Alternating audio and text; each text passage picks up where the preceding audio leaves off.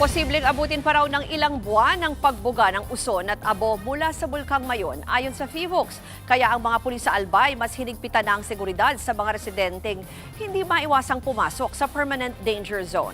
Para sa Update Live mula sa Daraga, Albay, may Express Report si Mon Gualvez. Mon, kamusta dyan ngayon? May pagbuga pa ba ng uson? Yes, Ruth, hindi pa rin nawawala yung banta ng mga pyroclastic density current o yung tinatawag nga na uson na mabilis na ragasa pababa ng pinagsamang abo, bato at gas mula nga sa Bulkang Mayon. Dahil dito, mas hinigpitan ang pagbabantay sa loob ng 6-kilometer permanent danger zone. Nag-set up na ng mga border control points ang Daraga Albay Police sa mga daanan papasok sa 6-kilometer permanent danger zone na nasa paligid ng bulkan. Mahigpit kasing pinagbabawal ng FIVOX ang anumang human activity sa loob nito, lalo't matitinding uson ang nararanasan ngayon nakataas pa rin sa Alert Level 3 ang Mayon Volcano. Isa na nga rito ang nangyari noong Sabado sa may Miisi Gully na umabot sa mahigit 5 kilometro ang haba mula sa bunganga ng bulkan na nagdulot naman ng matinding ashfall. Dahil dito, iniiwasan ng mga otoridad na may maipit na individual sa loob sakaling maglabas ng uso ng bulkan.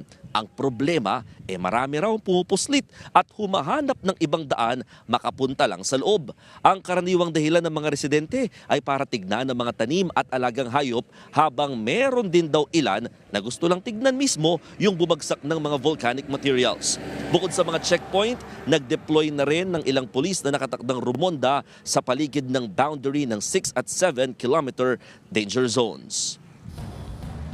Ruth, sa nakalipas na magdamag, umabot ng 17 yung bilang ng mga PDC or uson dito nga sa Bulkang Mayon, lalo't nakataas pa rin sa Alert Level 3 itong nag-aalborotong bulkan na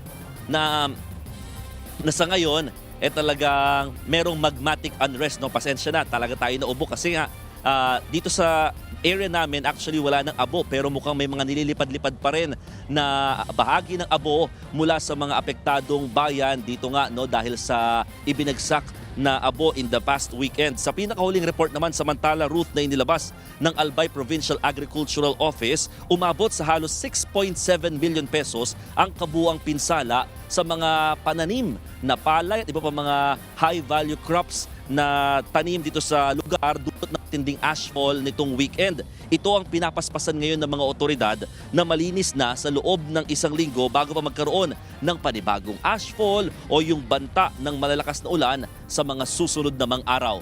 Ruth?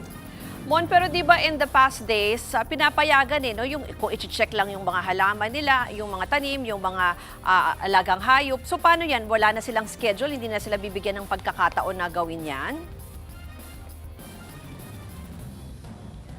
Tama ka dyan, Ruth. In the past days, actually in the past weeks and months, mula na mag-alboroto nga itong Bulkang Mayon noong Enero nang itaas ito sa Alert Level 3, pinapayagan naman kahit papano, kahit sandali lang, yung mga residente na pumasok sa 6-kilometer permanent danger zone para i-check nga yung kanilang mga alagang hayop, maging makapagtanim sandali at aalis ulit, at para matulog pa rin sa mga ligtas na lugar o labas dito sa 6-kilometer permanent danger zone. Pero sa ngayon, talagang nagdeklara ang FIVOX at ang otoridad or mga local government dito na dapat no human activity muna dito sa loob ng 6-kilometer permanent danger zone dahil yung panganib ng uson na umabot na nga ng mahigit 5 kilometro, almost malapit na rin siya sa mga bahay sa 7-kilometer permanent danger zone at doon nga sa loob ng 6-kilometer permanent danger zone yung banta na may posibleng rumagasa na pinagsama-samang abo, bato at gas mula sa Bulkang Mayon na mahirap daw iwasan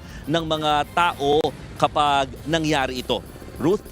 Yan po ang Express Report ni Mon Gualvez live mula sa Daraga, Albay. Mga kapatid, Ruth Cabalco, para sa mabilis na pasada ng mga balitang dapat niyong malaman, mag-follow at mag-subscribe sa social media pages ng News 5.